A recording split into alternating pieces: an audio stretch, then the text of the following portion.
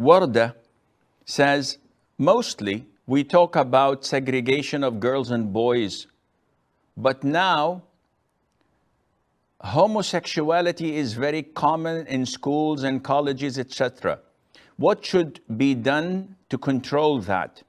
This issue is not much discussed. We focus about segregation, etc., and forget about this, and at the end we wonder what just happened. First of all, generalization is not a positive thing at all. To come to an incident that is isolated and to make it the norm, to make it the trend, this is unfair. And it is against what Allah had told us and taught us and commanded us in the Quran. And that is to be fair. You can't label the people of a country to be all drunkards, fornicators, womanizers, just because a handful of their citizens went to Europe and did heinous things. As it is unfair for me to tarnish the whole of the Christian religion, and say that's a religion of violence because of the civil war in Ireland, for example, between Christians that lasted over 100 years or so, so many hundreds of thousands, if not millions, killed. This is unfair. So to claim that this is widely spread in schools is an exaggeration and an overstatement. This is not true. Does it exist? Of course it does. Muslims are not angels, they're human beings. So there might be homosexuality like everywhere else. There might be fornication like everywhere else. There might be people who do drugs or drink alcohol. This is normal, but is it the trend?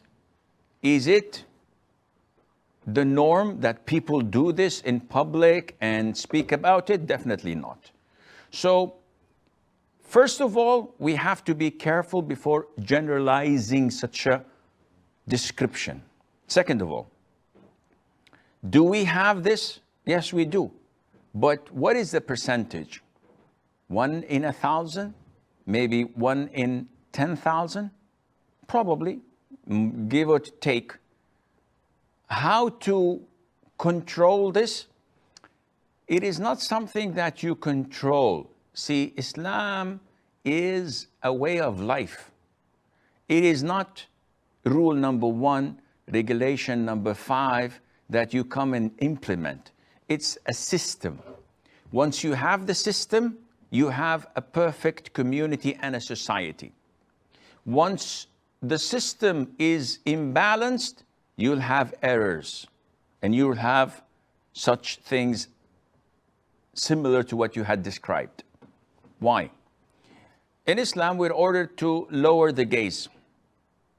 If you defy Allah's command and you allow the children as they grow up to watch things that are prohibited in Islam, to listen to things that are prohibited in Islam, and the children grow up watching mangas, watching cartoons that have mixing, Tom and Jerry, when the cat wants to seduce or lure the mouse, it paints its tail as if it's a mouse, a female mouse wearing a bikini. Now the children grow watching these things, so they believe that such attraction is only natural. As they reach puberty, their desire grows. When they look around them and they cannot find a legitimate place to fulfill such desires, here we have the loophole in the system that drives them to homosexuality, or some of them. Why? Because they did not follow and implement the rules and regulations of Islam. So how to stop this in our schools? By going back to the teachings of Islam, by taking care of our children from an early age, not trying to inflame their desires to the opposite sex, not to stir these ideas in their minds to look for such things because they see it on TV series, on movies, on video clips, and it's the norm. I remember when I was like 7, 8 years old, when my parents, who were not practicing at the time, used to watch the 16 millimeter, I think, 16 millimeter movies in our home theaters. Whenever there was a random kiss, and movies back then were so clean that they might qualify now to be considered Islamic. And this is an exaggeration, but it was way clean than today.